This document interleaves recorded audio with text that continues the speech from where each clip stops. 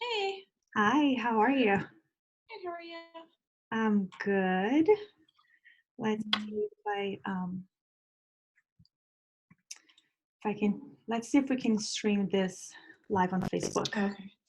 Let's see if we can do it. I'm gonna go here, live on Facebook, choose an event, living with gratitude. Okay, let's see. Cross your fingers.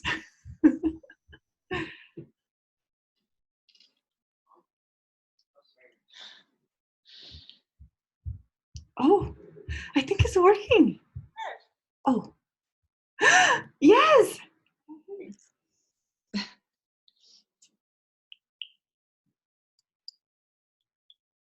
Are we live? yes, we are live. We really are. Oh my God, that is so good. Good All job. right, I'm gonna put this aside here on this screen. All right, hopefully we can see some comments. Yay, it worked. I'm Awesome. so grateful. Oh my God, my closet looks a mess back there. So how are you today? Good, how are you? Good, it's Friday. Yeah. Um, very excited. It is Friday. Yeah, Weekend coming, and not that is much different than what we've been having so far, right? But right. But yeah, I think it gives people a chance a lot of the kids have been trying to figure out the online schooling and gives people a break a little bit. yeah, and the teachers, and so it's been great. I'm looking forward to the weekend, do some reading. My daughter got me into one of her books and is actually really good. I'm enjoying a lot, so I'm looking forward to that. That's great. What is it? It's called Love and Gelato, Oh, I've seen that in the bookstore. Yeah. and it's about this American girl whose mom dies of cancer, and she moves to Italy to live with her father, who she didn't even know existed. And she plans to just spend the summer there and come back. And it looks like she's going to stay for a while. So it's a great book, really well written, and not only for teenagers. I'm really into it. Oh, it's nice you guys can share the series. Yeah, it's good. It's good. All right, so it's Friday, and since our conversation on Monday, how did it all resonate for you? Did you have any feedback from anyone? Did you start a little bit of a gratitude practice? How is that going for you? Yeah, definitely. I think for me, I kind of incorporated it in my meditations, and then kind of just like a nightly kind of check in. But it definitely, I think, it's just like that mindful pause also, to kind of like reframe things. Um, and I know that that does a lot, in terms of long term effects also. So yeah, just being more aware. It's been really, really useful. Yeah. So and then I think kind of like just to review for people, last week or on Monday we talked about kind of just what we were kind of a framework for what we were going to be talking about in the discussion series. Today, just kind of we were talking about the basic benefits of including a daily gratitude practice. And Hmm. today, I think you're going to go more into the how and why pieces of it, and I'll throw in commentary about kind of the energy medicine principles that correlate with that also. I'm very excited for to hear about your part. The more spiritual part, the healing part, um, and how we can put it together with the science. Mm-hmm. Yeah. So, do you want to how do you want to start today's part? Well, I think I can talk a little bit about what gratitude is, how it benefits us, the science behind it, and what we can do right now with this knowledge. Like, how can we face the hard times that we've been facing right now? What we can do with the knowledge, with the science that with the science knowledge that we have, with the spiritual knowledge that you're going to bring, how can we put it all together and help ourselves navigate through fearful, anxiety times, uncertain times that we are living right now? How does that sound? Sounds good. Sounds good. So I guess, so what, like, for example, like when we do the practice every day, writing down 3 things, what happens, sorry for the honking, what happens in our, physiologically, and what happens in our brain, and that allows for the changes to happen. Yeah, I think that's a good place for us to be. How does it affect, I guess, given what's going on right now, really, how does it affect people's stress levels and anxiety and stuff? Right. I like that. I'm checking here on Facebook. This is my first time streaming live on Facebook from the Zoom.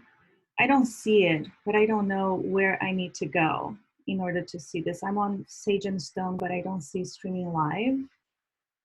We have, it's on mine. It says live on Facebook, and we have one person on with us, Stacy. Yeah, hey Stacy, thank you for coming. Welcome. I hope that you can get some good stuff from this conversation. It is not a private meeting. It's not, it's open. You were our first guest today, so thank you so much. You just posted something on. Hi. Okay, so gratitude is it's a subject that I absolutely am passionate about, and became even more so after I learned the science behind it and what it does to us, what it does to our brain, and what it does to our bodies, right? So studies have now confirmed, and studies have been done for several decades. The early ones that we saw, it's been in the 30s with the nuns during the World War II. But studies have now confirmed that grateful people are happier, healthier, and more successful. And that happens because of a myriad of reasons, right? But grateful people, they see life through different lenses than not so grateful people. To grateful people, life is a gift. To not grateful people, life is a burden, things that we just have to go through, right? To get grateful people, they see abundance in life, they see the positives in life. To the non-grateful people, their focus is in the scarcity and on the negatives of life. To grateful people, they are always just being satisfied and finding satisfaction in just being alive. And to non-grateful people, it's always about the deprivation. Their focus is on the deprivation. So that creates like 2 very different mirrors through which, or windows through which people look through. And that makes a difference in how that affects our daily lives, right? Gratitude is vital for our individual and collective flourishing.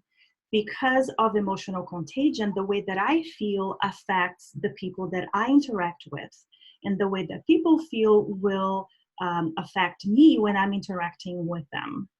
So it's really important that so gratitude really creates a positive way of living and a positive way of seeing things, which it's not just rose gold lenses or glasses, but it's really just looking at what we have and focusing first on the positive and on the abundance and on the satisfaction, and then moving on and seeing what is the negative, what is the deprivation, and then working to change that or to fix that or to accept that. gratitude makes life meaningful and fulfilling for all of us, and it really affects all spheres of our lives, in all senses, and in all parts of our lives, in all parts of our bodies, like physiologically speaking, and I'll get there. And this information is really backed up by a ton of research in science right now. And with that being said, I can tell you that gratitude rewires our brain.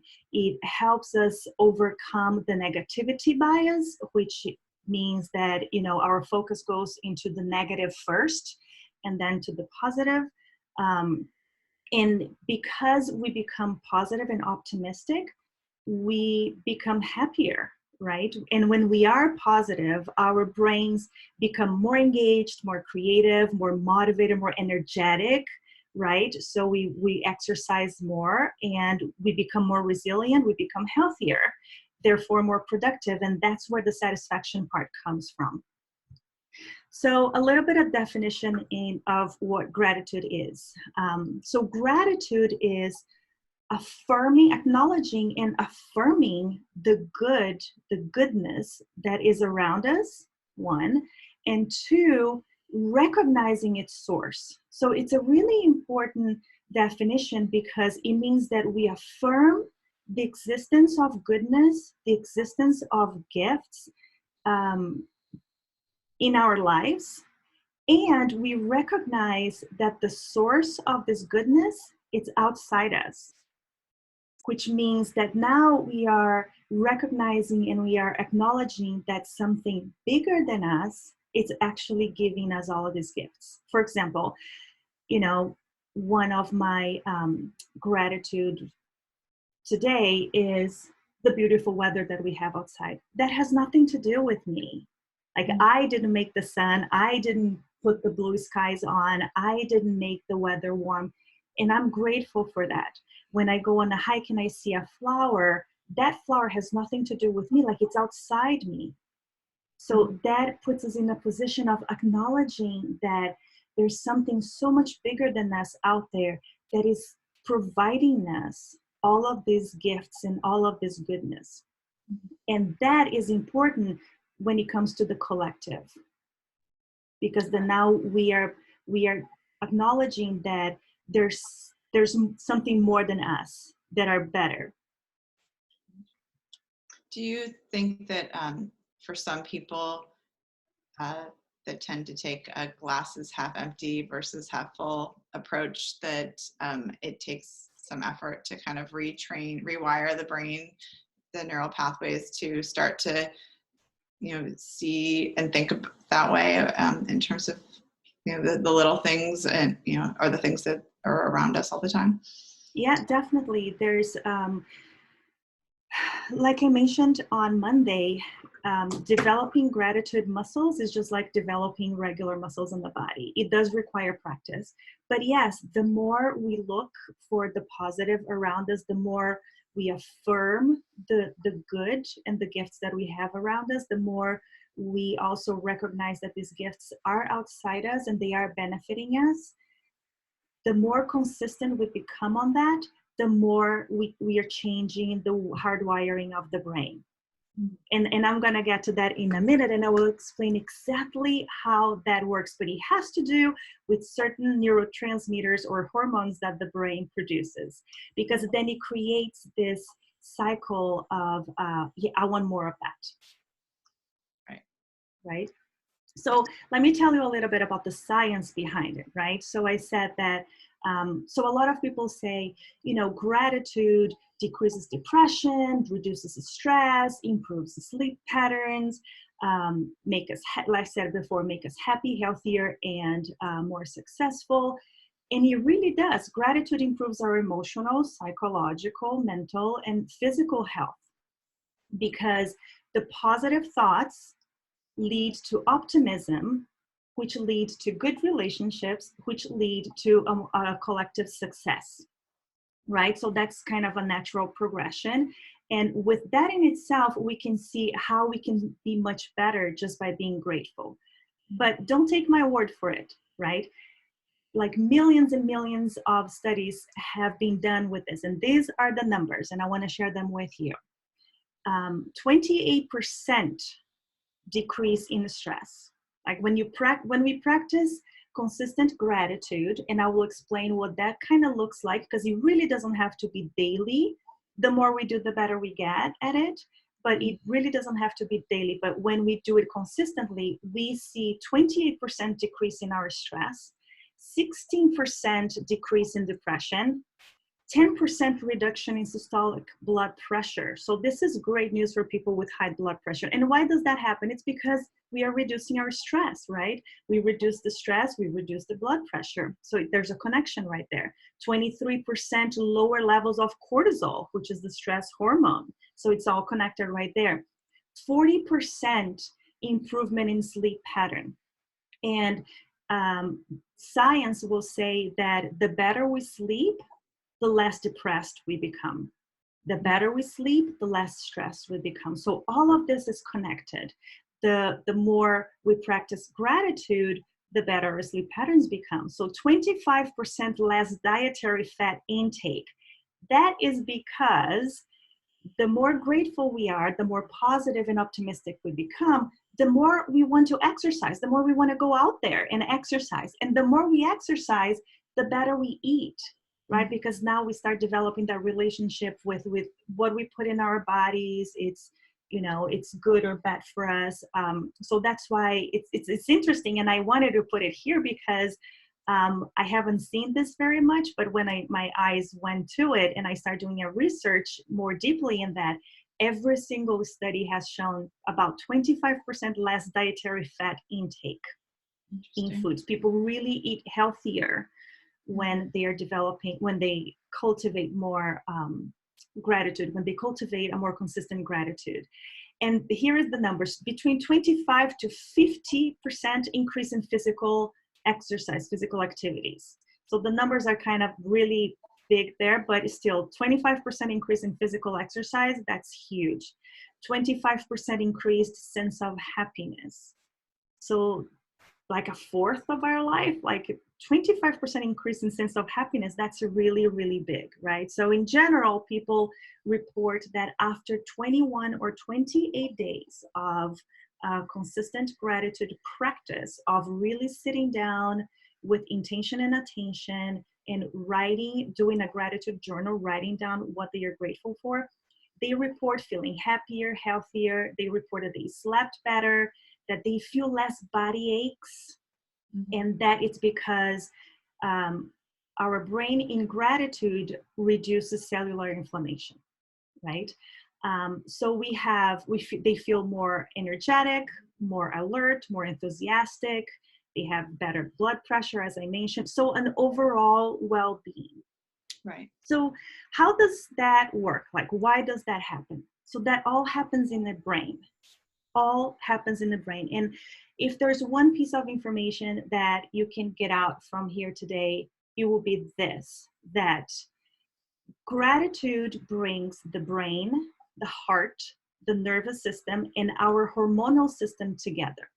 Mm-hmm.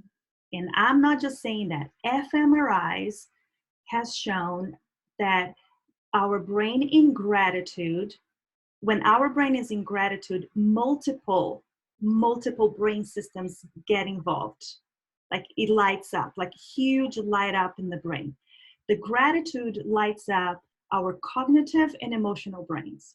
That means that when our brain is in gratitude, we have emotional responses as well as logic and rational responses, as well as sensory processing, as well as social concepts, all working together.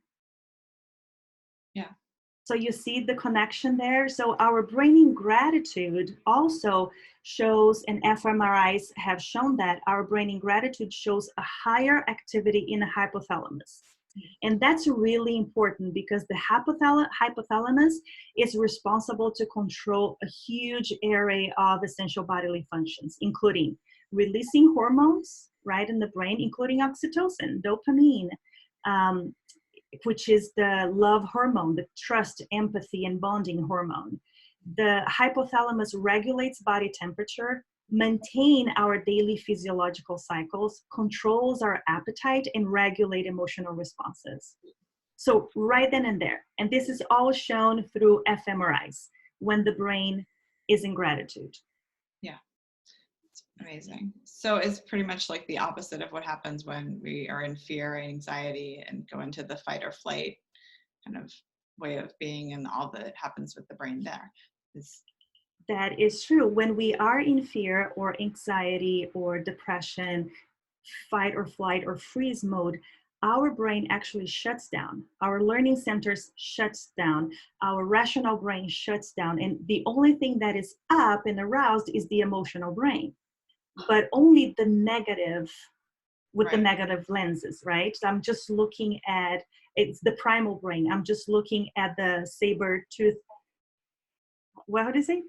This, right. What is that saber tiger tooth thing? Right. Thank you. I can never say that. That we imagine that big animal running after us, and all we have to do is I either hide for my life, I either run for my life, or I'm gonna fight and die. Yeah. That's where the brain goes. And the thing is that we don't have that anymore. So we do need to learn how to control the fight, flight, or freeze mode, because otherwise we just lose perspective. And then we go into panic shopping like people are doing now, into panic living, into only sharing the most horrid news that are happening right now. And we have to be able to control that, because when our rational brains, when our learning centers, our rational brain is shut down, we have very, very hard time making decisions. Yeah, right. You can see that like with, what a lot of people are going through right now. Right. What are some suggestions, we only have like 30 minutes for each of these discussions, and that was all really helpful. So taking that information to like a situation like we're going through today, like what would be some suggestions for how like changes people can make in terms of, like, I know you'd mentioned we were discussing like choosing how you consume your news so that it doesn't kind of come at you all the time, or you can kind of change how you interact with it so that you have more control over how it affects you. Right. So because now we know that our brain in gratitude is a more positive brain, and it's so much better for us because then it helps the whole body just behave better. What I suggest is, as far as consumption right now, you go to the news. Don't let the news come to you, right? Choose a couple of times a day when you are going to, with attention and intention, sit and read or watch the news. And also be very diligent on what kind of news we are consuming, right? We need to consume factual news as opposed to just opinions, because although opinions is great, and we have this natural, as human beings, we have natural tendency to go and see what our friends are posting and engage into discussions and just keep going down the Facebook rabbit hole. But what happens there is that a lot of these opinions may not bring facts, right? And that puts us, the more we read about opinions, the more we get trapped into the fear, anxiety mode and panic that is happening right now. And again, like I said, we can't let ourselves get there. We have families, we have kids that we still, like, life is moving on. With whatever position we are in, whatever situation we are in, life is moving on, and we have to move with it, right? So we need to be able to make smart, intelligent decisions right now. We can't just be in this total fear, because it will prevent us from actually living life as is happening right now, right? I mean, for some of us, a lot of negative things are happening right now. They don't have jobs. They don't know when their paychecks are coming in. Their kids have no electronics, so they have no way to get in contact with their teacher, so they are not learning from home. So there are very, very difficult things happening right now. But all we can do is look at our situation and be in here and live our life the way that we can live right now without too much panic, without too much anxiety, because we still need to help our kids go through life right now and thrive somehow. And gratitude will help with that. Right. Right? Gratitude will still let us look outside at the sun and feel grateful that I'm alive and I'm healthy and I'm not in a respirator. So Right. let me be grateful for this moment right now. And that little glimpse of hope and gratitude will change the physiology of the brain, like I said, and it will help us make better decisions. And the more we do that, so that's when I want to get back to, I skipped a little part of the oxytocin, right? When our brain releases oxytocin, it's the feel-good hormone. Right. That's the hormone that every time that it gets released, the brain is like, ooh, I like that. Let's do that again. So if we, when our brain is in gratitude and the brain releases oxytocin because of that, then the more grateful we become, the more oxytocin the brain releases, the more grateful the brain wants to become because it wants more oxytocin. So that's when we develop that good positive cycle. And that's when we can really enforce and build our gratitude muscles that you asked before. How can we do that? By practicing. Just looking at the little things. It's small. It doesn't have to be big. You look outside and you see a flower. It made you happy. It made you smile. Be grateful for that. Take a moment to acknowledge that. Right. And you also had mentioned, you said emotions are contagious. I think it's also that you're picking up on the energy that people are putting out and kind of when they're grateful. But I'm curious, so if a lot of this has to do with actions, taking action, not just being passive. Like when we do things like to go out and help and do some type of service, whether it's giving something online or doing, helping any way we can, in this current state of things. It's obviously it makes us feel good, but I think it's also that the gratitude we experience from what we're, from others, from what we're doing, we feel that too, because like you said, it's contagious. And so it's kind of like, it's creating kind of a ripple effect. Right. Absolutely. Just the importance I'm taking from what you're saying of like taking action and not just, in terms of like being aware of how you're consuming the news, of what you're doing, of how you're thinking. Absolutely. And those actions can be small too. Like right now, we can't do much outside our homes, but we can reach out to a neighbor, right? So my next door neighbor, I haven't seen the light on in the evenings for a couple of days. So I called to see if he was okay. And he is. He's just staying on the back room and just enjoying TV.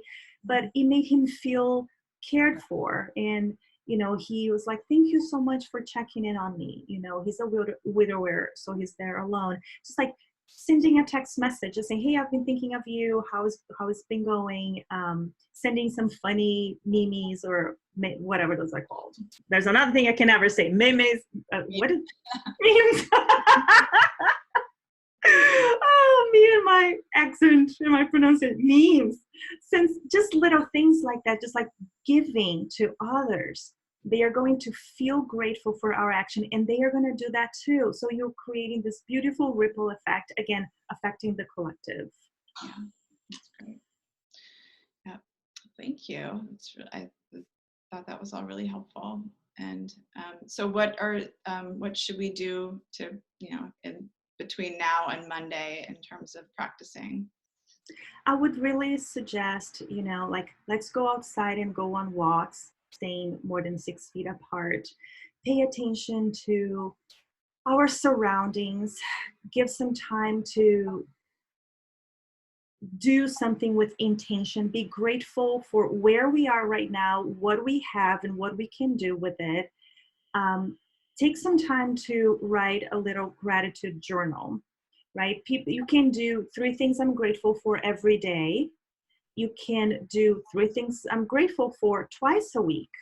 Or you can sit down and once a week write at the end of the week, at the beginning of the week, it doesn't matter. But you are going to sit with intention. You're going to remember the days past and things that you're grateful for, people that affected you somehow, any events, any actions from somebody, and just write about them. Writing has a very, very impactful power in our gratitude practice because when we write it down, we translate our thoughts now into written words, and now we are consuming that information through different senses. And the more we use our senses in inputting information in our brain and consuming that information, the more that information solidifies in our brain, the more is ingrained. Right. So it's really important to write it down. So whether you choose to write every day, whether you choose to write twice a week, or whether you choose to write once a week, just be consistent with that. Choose one thing and go with it for the next 28 days, and you will notice a difference.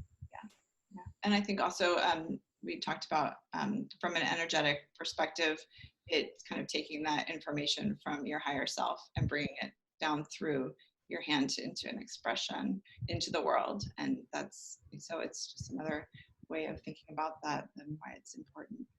I think the next time we talk, as you mentioned the chakras, right? Like when you pass that information through the chakras. I know we don't have time now, so maybe on Monday we can explore that a little bit more. Like we can talk about the importance of journaling our gratitude, and then I can deep dive a little bit more on the science of that. And you can actually tell us about how that information, the energy passes through the chakras when we come from the brain and is going through our extremities. I don't know anything about that, so I would love to learn that. Sounds good. All right, we'll do that. Stacy, do you have any questions? Or anything that you would like to add? No, I've enjoyed listening to all this. This is great. It's reaffirming things that I know and need to hear again, especially in this climate where we're kind of bombarded with negativity. It's good to refresh the mind and remember that we can be grateful for many things. I mean, number one is we, the three of us, are healthy. Yes. And I have no need to go out into the world. I'm very content. So I can focus on the gratitude around that. Yeah. And that's great, Stacey. Thank you. I am grateful for you coming here today and sharing this little moment with us. It feels important to us to expand our gratitude energy so we can maybe change the vibration around us in the world a little bit, just, to bring a little bit more positivity into it. Maybe we can create a shift of some sort. So I'm grateful for your presence here today, Stacey. Thank you. Well, I'll chime in again. I love learning about the chakras. Awesome. Thank you. Monday at 4:30, same channel. I'll check my calendar, but I think I'm free. Awesome. We'll also be available on the Sage and Stone website and maybe Miriam's link also if you want to watch it in the future. Thank you so much. Thank you. Thanks for including me. Thank you. Thank you. Great day. Anastasia, what are you grateful for today? I am grateful that everybody's well, and that that I know, and that we have people working, for all the healthcare workers that some of I know a few and that are out there, and for all the people that are trying to figure out ways to support people that are they're out there doing that, be it making meals. Just the little things that I see online. I saw it and someone posted that they were checking in with their elderly neighbors whenever they go to the store to see if they needed anything. Just like, the things people are doing to kind of take that extra step and try to remember to do those ourselves every day too. Right. Thank you so much, Miriam. It's great to be with you. Thank you, guys. Have a great evening, and we'll talk again Monday. Thank you. Bye.